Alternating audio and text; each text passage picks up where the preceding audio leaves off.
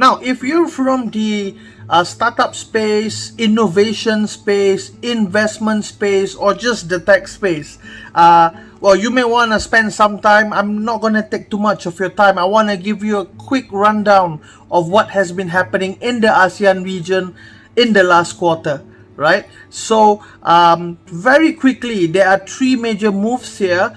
First is we're seeing a lot of commitment of governments in the ASEAN as well as some parts of Asia towards startup development. So we're seeing the startup industry strengthening, and this is happening in countries such as Malaysia, Singapore, Indonesia, Thailand, Philippines, and South Korea, where the government is allocating money into startup development and even directly investing into startups. Now, in terms of industry movement, let me just touch on four industries. First and foremost, we're seeing edutech.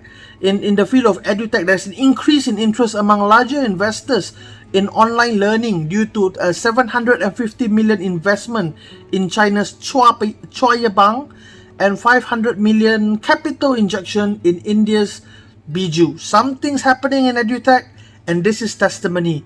Now, in terms of food tech, in September alone, there were about 2 plant-based startups that were featured in the news in Singapore, and also there was an investment in Cloud Kitchen by SoftBank Ventures in Indonesia, and an increase in 120,000 users of food review app in Vietnam.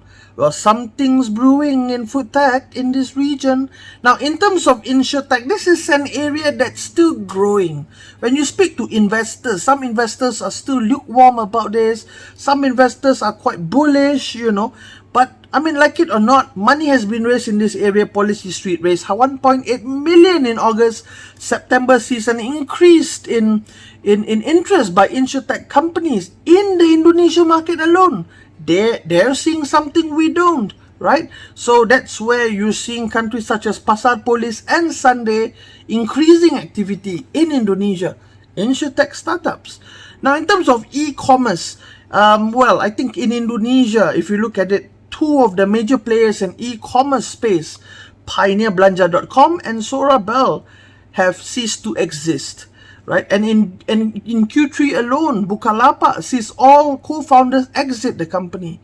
Well, something's happening in the e-commerce space in Indonesia, and of course in Singapore, we're seeing giants, Chinese giants such as ByteDance and Tencent coming into Singapore. I guess this is just a quick summary of what's been happening in the last quarter in ASEAN region, in China, India, South Korea, and Japan.